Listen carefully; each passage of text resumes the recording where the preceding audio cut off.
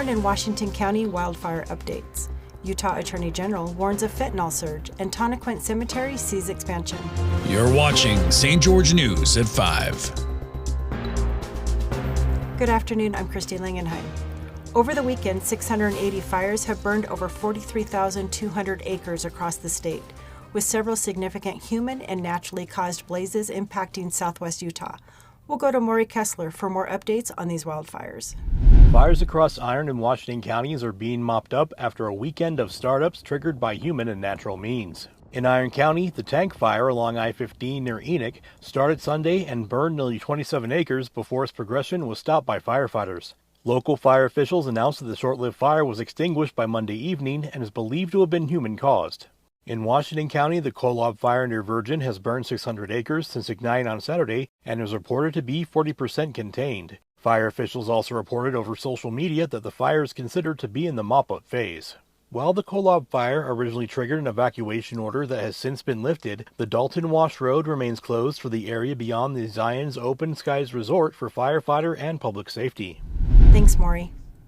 Fentanyl, now the most seized narcotic in Utah and responsible for at least half of all fatal overdoses, has prompted the Utah Attorney General's office to form a coalition with the DEA, Utah District Court, and law enforcement to combat its alarming rise. With nearly 800,000 pills seized in Utah this year alone and street prices dropping to as low as $2 per dose, the influx of fentanyl, often mixed with dangerous cutting agents like xylazine, has led to record-level seizures and heightened efforts to protect Utah communities from what U.S. Attorney for Utah Trina Higgins called the deadliest drug threat our country has ever faced. The St. George City Council has approved a construction bid for the expansion of Tonaquint Cemetery, which will add much-needed burial and cremation plots to address the shrinking available space. We'll go back to Maury Kessler for the details of this expansion. With space for available burial plots shrinking at the Tonaquint Cemetery, the St. George City Council recently approved plans for the cemetery's expansion. The cemetery currently has around 2,500 plots remaining, with the slated expansion adding several more along the edge of 1600 South and Dixie Drive. The expansion will feature additional space for upright plots, plazas for columbariums, cremation gardens, walking paths, and a special area for infants. Work on the cemetery's expansion is expected to start in August and conclude sometime in December. Thanks again, Maury.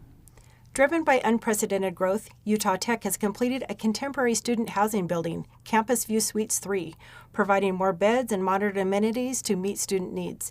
Here's Bridger Palmer for a closer look at Utah Tech's all-new dorm-style student housing. Due to what faculty members call unprecedented growth, Utah Tech University has many buildings under construction, with the largest of them being Campus View Suites 3, a new on-campus student housing facility. John Gibb, Director of Facility Planning and Construction, told St. George News that what makes this building unique is its amenities. Campus View Suites 3 is set just like Campus View 1 and 2. However, we've got a putting green in the courtyard with music and audio for dances or just lively, fun outdoor movies. And then, of course, we have a grocery store in the building for students. This building's ready to move in. Factory-sealed mattresses were stacked throughout the halls. Gibbs said they placed those last before the students move in. More students living on campus means more cars. Gibbs said they realized this, and 102 extra parking spots were added outside the Science, Engineering, and Technology building. They are also constructing a new 120,000 square foot facility called the General Classroom Building. It is planned to feature 53 teaching spaces on 125 faculty offices. Gibb called it an absolute workhorse and said most students will have classes there. Because of the unprecedented growth of the school, Gibb said that each project manager has a bigger caseload than usual. However, the team is yet to miss a deadline. Thanks, Bridger. The Downtown Farmers Market is celebrating its second anniversary at Vernon-Worthen Park on August 3rd, featuring activities, food, and entertainment for all ages. We'll go to Jesse Bang for the details. The St. George Downtown Farmers Market is celebrating its second year at Vernon-Worthen Park this Saturday with a special celebration. The anniversary coincides with National Farmers Market Week, and Mayor Randall will kick off the event.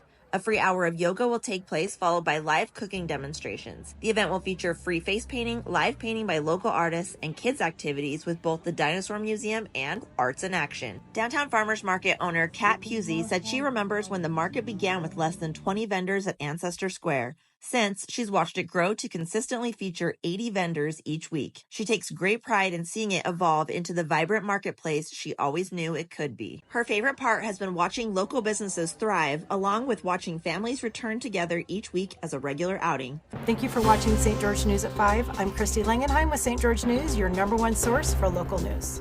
This has been St. George News at 5.